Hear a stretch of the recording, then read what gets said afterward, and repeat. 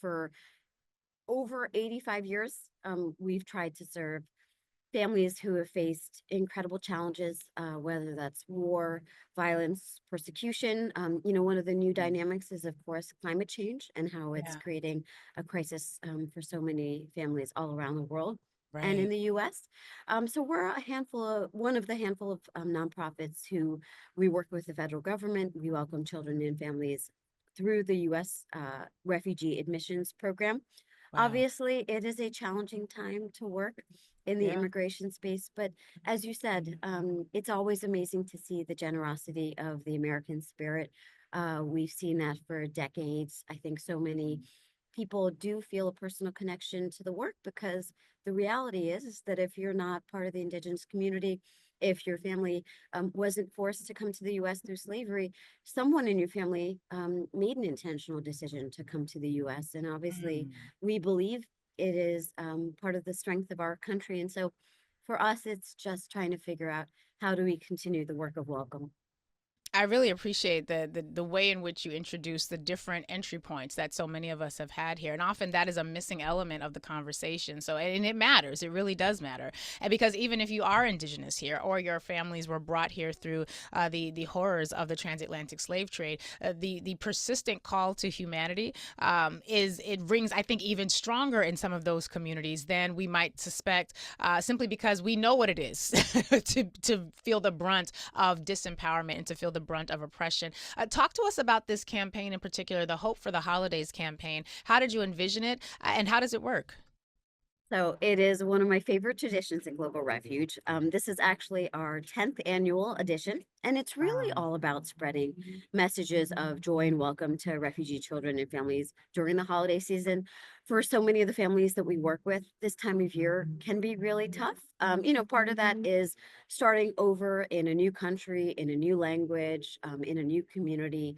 And I think there is just a question for our families of what their place in it all is. Yeah. So part of the campaign is we partner with ordinary Americans, civic groups, faith communities to write thousands of holiday cards with messages of hope and support, just Mm. reminding them that they're not alone during the holiday season.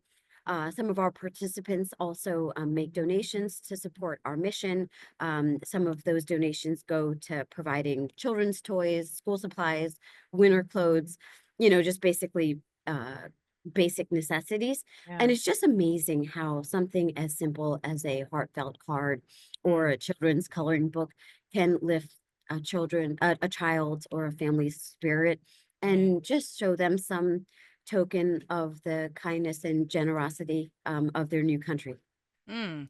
And so these cards, they get sent to people who are newly arrived here, and I think the power of affirmation is so important, and the power of human connection, even though you may not know each other, really matters. I was speaking with a friend of mine the other day about this concept called the talking bench, which I first learned about as something that happens in Zimbabwe, but is now since spread, and they have a different mental health reality there, and so they recognize people need someone to talk to, and so they created these benches, and if you are someone who needs help, you go and or you just need to talk to somebody. You go and you sit down, and a stranger who's willing to lend you their ear without judgment sits down on the bench next to you, and you are able to pour your heart out to a stranger. To me, I took so much from that, just learning from about that concept, but it also, in light of what you're talking about, the fact that strangers can send love through written word to people who might really be in need of it. And love's in need of love today. Like that song matters for a reason. And so the ability for us to participate in bringing joy to someone, even if you may not think about that person after the letter has left your hand, the act of putting some goodness down on paper so that it can be sent to someone who is in need of some goodness, I think that's amazing. And so talk to us about who are the recipients of the cards, and what impact have you seen it make in their lives? Yeah, so Global Refuge has had the privilege of resettling nearly 20,000 refugees across the country. So these are refugees coming from all over the world. Some are refugees who face persecution in their homelands for their Christian faith. and they'll be Mm. spending their first Christmas here in the US. We've You also know, you been don't often working. think about refugees Yeah, being yeah, Christians. That's that talk about baby in a manger. When we think about that's right. refugees, rarely do we think about them being of the Christian faith. I don't That's know right. why that is, but when you said that, I was like, oh, that's Yeah, different. yeah. Well, I mean, But just maybe think not so about, much. Christ, Jesus Christ as a refugee, right? And Right, I think it's right. such an important time to be having these conversations, to challenge ourselves in terms of Yes. who do we think about when we think of immigrant or refugee. And Mhm. we've been working with so many different populations. So many Ukrainians who've been displaced by Russia's invasion, Right, Afghan allies who've been granted permission to resettle here because of their work alongside US troops and diplomats. So right. we've also been sending cards and gifts to our foster families. So these are unaccompanied refugee children who they may have had a parent or guardian here in the US. And so the work is really family reunification. And the Mhm. theory behind our work is that no matter where they come from, how they worship, or how old they are, we know, just as you said, a simple message of kindness can Yeah. mean the world. And I Wow. think it's just a powerful reminder that they're seen, they're supported, and embraced by their new community. My God, that's amazing. And yeah, Jesus was the refugee, a brown skinned one, no less. Y'all just keep it in focus. And when he had to hide out, and when he was 2 years old, because his mom and daddy got wind that the Herod king was trying to kill all the baby boys under two, where did they go to hide out? Africa. So I'm just saying, do with that information what you will. But yeah, the refugee tradition throughout Christianity and suffer the little children come unto me. That is a really prevalent part of the entire faith. And so I think I love that something that came out in this conversation. And you have this very personal connection to this. I shared just a pinch of your own life story. Talk to us about your family's immigration story and the sort of the very closeness with which you hold this particular effort. I really appreciate that question. So, I came to the US when I was just a baby. I was 9 months old. Speaking of persecution, my family was part of the ethnic and religious minority in Sri Lanka. And so my Oh, parents knew that because they had two little kids, they really did need to seek refuge in any country that would receive us.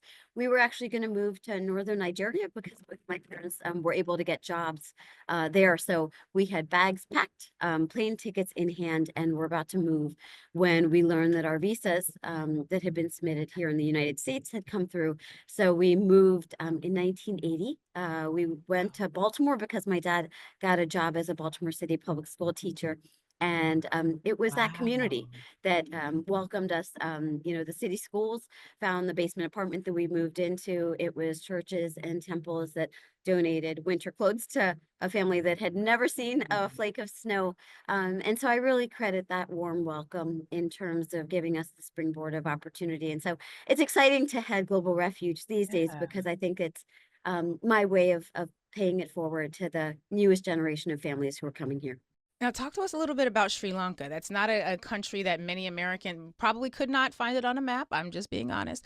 Talk to us a little bit about what was going on there. What did the persecution that your family was fleeing from? What did that look like? And I think, audience, this is really important because so many of us hear these stories, but we don't actually understand any of the details, the complexities, the nuances.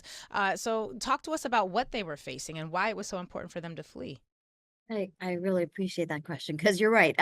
Most even my daughter is like, she's always like, well, I'm only part Indian, and I'm like, okay, well, you're not actually Indian because Mm. it's a different country. But yeah, so Sri Lanka is this little teardrop, a drop of an island off of the coast of India.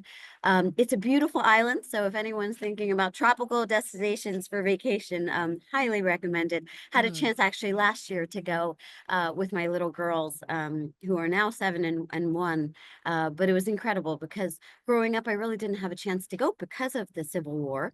Mm. There was kind of a post uh, colonial civil war that just was the result of kind of the majority and the minority fighting. The divide was based on ethnicity as well as religion.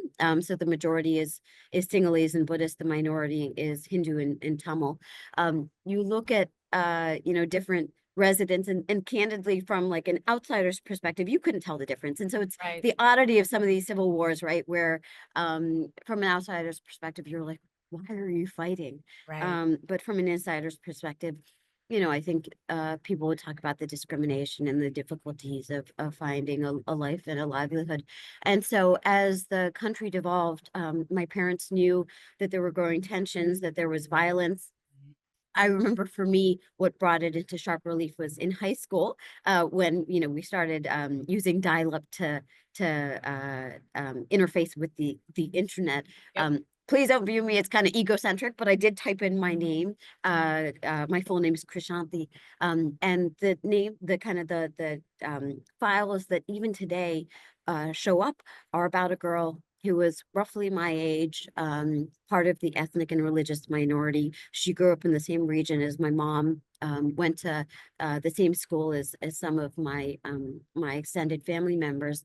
And there are just these accounts of Amnesty International and other kind of social justice organizations talking about how she was stopped because she was part of the ethnic and religious minority at a government checkpoint.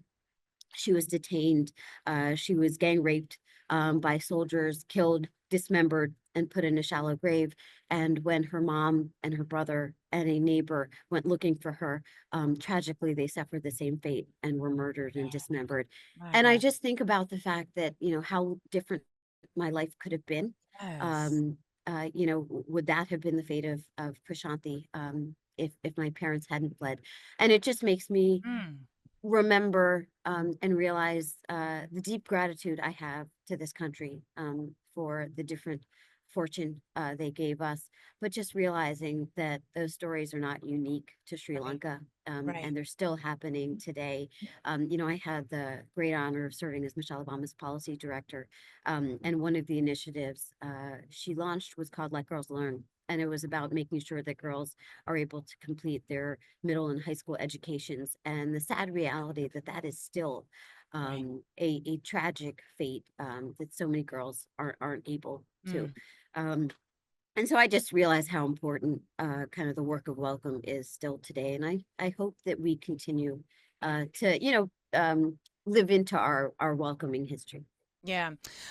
With all the asterisks that are a part of that, we've been talking a lot about, a lot more intently. I've been seeking out international parallels to what we are experiencing here in the United States, and definitely doing much more research in ways that I had not done before as a result of the most recent election, and learning about the fact that there are so many countries where these sorts of things are just the norm. I remember reading about Afghanistan and how there was a recent decree that came out and said not only can Afghan women no longer attend medical school, but Afghan male doctors cannot treat Afghan women and girls. And so it's like, well, wait, you just cut off their only route to treat themselves, and you cut out the route for them to get treatment. These stories like this are happening all across the globe. And sometimes in our American bubble, we can think, oh my God, it's only here and the things are awful. We ain't yet begun to see what the world can actually look like. And so it is really important that we have these tent poles of justice that can erect, like an organization like Global Refuge, that can really prop up the support institutionally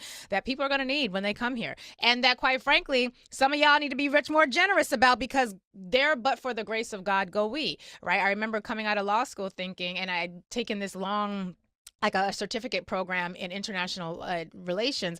And I remember thinking, it feels like Americans might be the only people who have never had to consider what it might be to pick up our babies and run. And then I said, well, no, Black Americans have definitely had to consider that, but like the American populace generally. And so the fragility of human life and the fragility of government and social stability so intersect in ways that can just create devastating consequences for people. So I am grateful that your parents were able to get you out. My heart bleeds for that little girl and her family who did not, and for all the people around the world who are suffering from similar challenges and in similar fears. Talk to the audience. We only have a minute or two left, but how can people support the work of Global Refuge? What does support look like, and who will it go to? So really grateful for that question. Obviously, in terms of the generosity of the spirit of this season, for folks who want to learn more, maybe interested in participating in the Hope for the Holidays campaign, you can go to globalrefuge.org.